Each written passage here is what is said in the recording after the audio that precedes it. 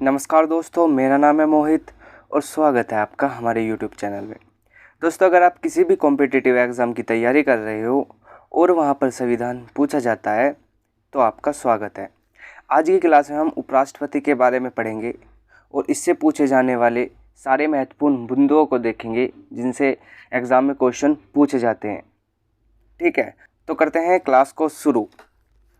उपराष्ट्रपति का पद USA से लिया गया है। उपराष्ट्रपति का पद USA अमेरिका के संविधान से लिया गया है। संविधान के केंद्र कार्यपालिका के वरीयता क्रम में उपराष्ट्रपति दूसरे स्थान पर आते हैं तथा प्रथम स्थान पर राष्ट्रपति होते हैं। ठीक है, जो उपराष्ट्रपति होते हैं वो केंद्र कार्यपालिका में सेकंड नंबर पे होते हैं और फर्स्ट नंबर पे पहले स्थान पर राष्ट्रपति होते हैं और उनके बाद उपराष्ट्रपति आते हैं। ठीक है, संविधान के अनुच्छेद 63 में उपराष्ट्रपति के पद का वर्णन है, अर्थात अनुच्छेद 63 में ही उपराष्ट्रपति के पद का वर्णन है। अनुच्छेद 64 के तहत उपराष्ट्रपति राज्यसभा के सभापति के रूप में कार्य करेंगे। आर्टिकल 64 में अनुच्छेद 64 के तहत उपराष्ट्रपति जो हैं वो राज्यसभा के सभापति के रूप में कार्य करते हैं। ठीक है, तो उपराष्ट्रपति राज्यसभा के सभापति होते हैं। अगर आपसे क्वेश्चन पूछा जाता है कि राज्यसभा के सभापति कौन होते हैं तो आंसर होगा उपराष्ट्रपति। इसके बाद अनुच्छेद 70 के तहत यदि राष्ट्रपति अपने पद पर नहीं है तो राष्ट्रपति के कर्तव्यों का निर्वहन उपराष्ट्रपति करते हैं। ठीक है, अनुच्छेद 70 के तहत यदि राष्ट्रपति अपने पद पर नहीं है तो राष्ट्रपति के कर्तव्यों का निर्वहन उपराष्ट्रपति करते हैं। जैसे कि राष्ट्रपति अपने पद पर नहीं है तो उनकी अनुपस्थिति में उनके जो पद संभालते हैं वो उपराष्ट्रपति संभालते हैं। इसके बाद हम उपराष्ट्रपति की योग्यता देखते हैं कि उपराष्ट्रपति बनने के लिए किसी भी व्यक्ति की क्या योग्यता होनी चाहिए। ठीक है, तो पहला, वह भारत का नागरिक हो, अर्थात भारत का नागरिक होना चाहिए। 35 वर्ष की आयु पूरा कर चुका हो, वह 35 वर्ष की आयु पूरा कर चुका हो। तीसरा, राज्यसभा में चुने जाने योग्य हो, अर्थात उसकी योग्यता इतनी होनी चाहिए कि वह राज्यसभा में चुने जाने योग्य हो। और चौथा, किसी लाभ के पद पर न हो, अर्थात उसके पास कोई सरकारी नौकरी ना हो कि जिससे वो लाभ ले रहा हो। ठीक है, तो किसी लाभ के पद पर न हो। तो ये योग्यता होनी चाहिए उपराष्ट्रपति बनने के लिए। ठीक है, इसके बाद उपराष्ट्रपति के उम्मीदवार बनने के लिए निर्वाचक मंडल के 20 प्रस्तावक और 20 अनुमोदक होने चाहिए। देखो, उपराष्ट्रपति के उम्मीदवार बनने के लिए निर्वाचक मंडल के 20 प्रस्तावक और 20 अनुमोदक होने चाहिए। ये प्रस्तावक और अनुमोदक क्या होते हैं? देखो, प्रस्तावक ऐसे लोग जो किसी प्रस्ताव को आगे ले जाएं कि हम चाहते हैं कि यह व्यक्ति उपराष्ट्रपति के चुनाव में खड़ा हो। ठीक है, प्रस्तावक वे होते हैं ऐसे लोग जो किसी का प्रस्ताव आगे ले जाएं कि हम चाहते हैं कि यह व्यक्ति चुनाव में खड़ा हो, उन्हें कहते हैं प्रस्तावक। तो ऐसे 20 प्रस्तावक होने चाहिए और 20 अनुमोदक। अनुमोदक वे होते हैं जो प्रस्तावक के अलावा प्रस्तावक के समर्थन में अलग से कुछ लोग जो चाहें कि वह व्यक्ति चुनाव लड़े। ठीक है, प्रस्तावक जो 20 प्रस्तावक है उनके अलावा 20 अनुमोदक, और अनुमोदक वे होते हैं जो प्रस्तावक के अलावा प्रस्तावक के समर्थन में ही अलग से कुछ लोग चाहें कि वही व्यक्ति चुनाव में लड़े। ठीक है, या चुनाव लड़े। ठीक है, तो 20 प्रस्तावक और 20 अनुमोदक होने चाहिए उपराष्ट्रपति पद के उम्मीदवार बनने के लिए। इसके बाद हम उपराष्ट्रपति का निर्वाचन देखते हैं। तो उपराष्ट्रपति का निर्वाचन भी राष्ट्रपति की तरह ही होता है, अर्थात निर्वाचन मंडल की सहायता से उपराष्ट्रपति का चुनाव होता है। ठीक है, उपराष्ट्रपति का चुनाव भी जैसे राष्ट्रपति का चुनाव निर्वाचन मंडल द्वारा होता है, उसी प्रकार उपराष्ट्रपति का चुनाव भी निर्वाचन मंडल की सहायता से होता है। इस निर्वाचन मंडल में कौन कौन से सदस्य होते हैं, अब ये देखते हैं। इस निर्वाचन मंडल की एक झलक देख लेते हैं।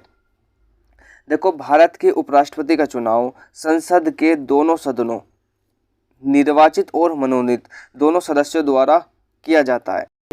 लोकसभा के भी सभी सदस्य होंगे और राज्यसभा के भी सभी सदस्य होंगे। ठीक है, जबकि देखो राष्ट्रपति के चुनाव में संसद के जो दोनों सदन होते हैं उनके खाली निर्वाचित सदस्य ही पार्टिसिपेट करते हैं, वो ही भाग लेते हैं। ठीक है, मनोनीत सदस्य भाग नहीं लेते, क्योंकि मनोनीत सदस्य जो है राष्ट्रपति द्वारा ही मनोनीत किए जाते हैं, चुने जाते हैं।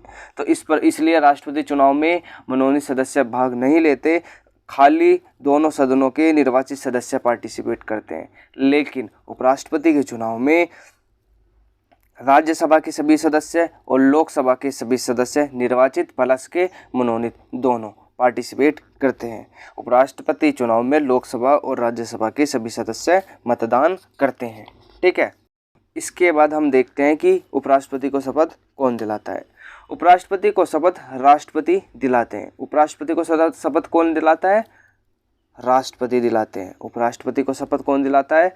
राष्ट्रपति दिलाते हैं। इसके बाद देखते हैं कि राष्ट्रपति उपराष्ट्रपति अपना त्यागपत्र किसे देते हैं। तो उपराष्ट्रपति का कार्यकाल 5 वर्ष का होता है। जो उपराष्ट्रपति होते हैं उनका कार्यकाल 5 वर्ष का होता है। उपराष्ट्रपति का कार्यकाल 5 वर्ष का होता है। यदि उपराष्ट्रपति त्यागपत्र दे दे तो वे राष्ट्रपति को अपना त्यागपत्र देते हैं। देखो, राष्ट्रपति का कार्यकाल भी 5 वर्ष होता है, उपराष्ट्रपति का कार्यकाल भी 5 वर्ष होता है। और उपराष्ट्रपति को शपथ अपने राष्ट्रपति जी दिलाते हैं और राष्ट्रपति जी ही उनका त्यागपत्र ग्रहण करते हैं, अर्थात उपराष्ट्रपति अपना त्यागपत्र राष्ट्रपति को देते हैं। इसके बाद हटाने की विधि।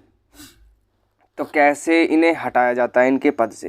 देखो, उपराष्ट्रपति स्वयं त्यागपत्र देकर अपने पद से हट सकते हैं। वो राष्ट्रपति जी को त्यागपत्र देंगे और अपने पद से हट जाएंगे। ठीक है, उपराष्ट्रपति को महाभियोग लगाकर नहीं हटाया जाता, बल्कि एक प्रस्ताव राज्यसभा में पारित किया जाता है तथा उपराष्ट्रपति को 14 दिन पहले नोटिस दिया जाता है कि उनके खिलाफ प्रस्ताव लाया जा रहा है।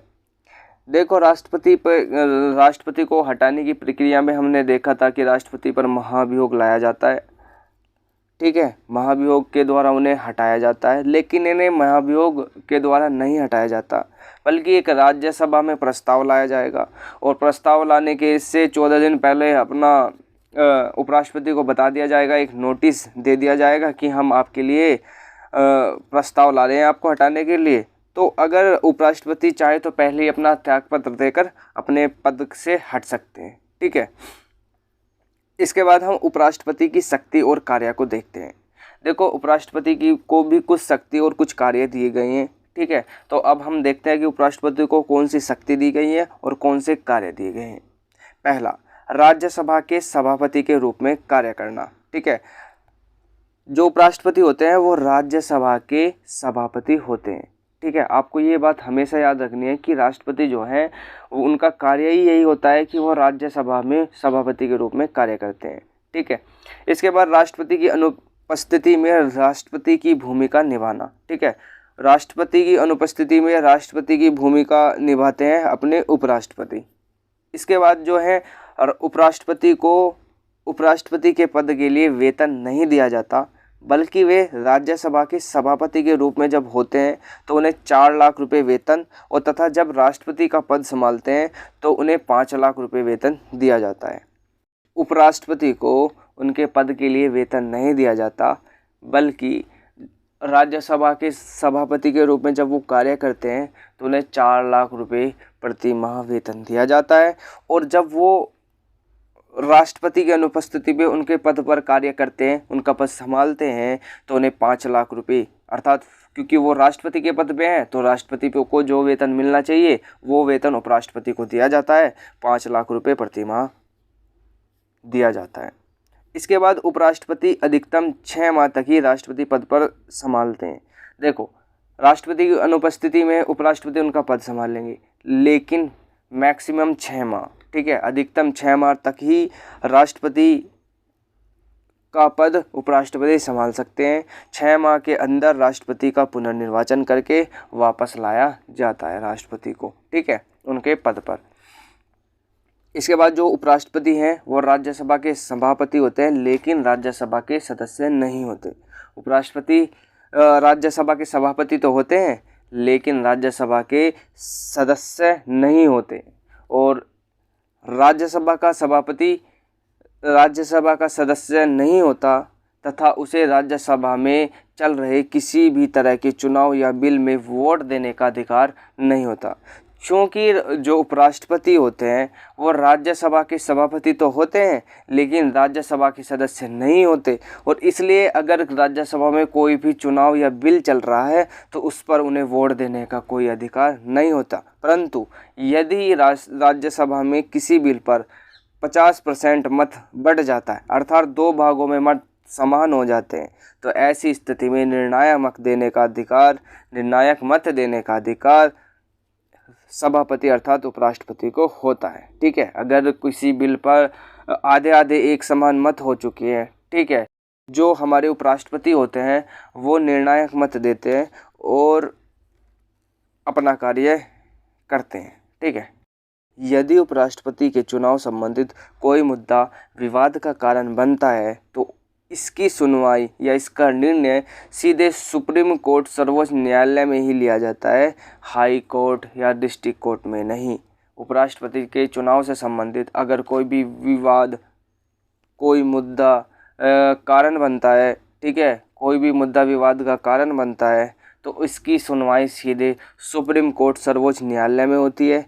ठीक है, डिस्ट्रिक्ट कोर्ट, जिला अदालत या हाई कोर्ट, उच्च न्यायालय में नहीं, सीधे सुप्रीम कोर्ट में। और यदि सुप्रीम कोर्ट के निर्णय आने तक उपराष्ट्रपति अपने पद पर आकर कोई कार्य करते हैं और सुप्रीम कोर्ट का निर्णय आने पर उन्हें अपने पद से हटाया जा रहा है तो उनके द्वारा किया गया कार्य मान्य होगा। अगर उपराष्ट्रपति के चुनाव से संबंधित कोई मुद्दा आता है तो सुप्रीम कोर्ट में ही उसकी सुनवाई की जाएगी, लेकिन उस समय अगर उपराष्ट्रपति देश हित के लिए कोई भी कार्य करते हैं, ठीक है, लेकिन सुप्रीम कोर्ट का निर्णय आता है और उनके निर्णय के बाद उपराष्ट्रपति को उनके पद से हटाया जाता है, तो जो उपराष्ट्रपति ने अपने कार्यकाल में जितना भी कार्य किया है देश हित में वह कार्य मान्य होगा। ठीक है, इसके बाद जो है उपराष्ट्रपति का चुनाव जो है वो निर्वाचन आयोग द्वारा ही कराया जाता है। उपराष्ट्रपति का चुनाव निर्वाचन आयोग द्वारा ही कराया जाता है। तो कमेंट बॉक्स में आप ज़रूर बताना कि कैसी लगी आपको हमारी ये वीडियो। तो उम्मीद करता हूँ ये वीडियो आपको पसंद आई होगी। मिलते हैं नेक्स्ट वीडियो में, तब तक के लिए नमस्कार, जय हिंद।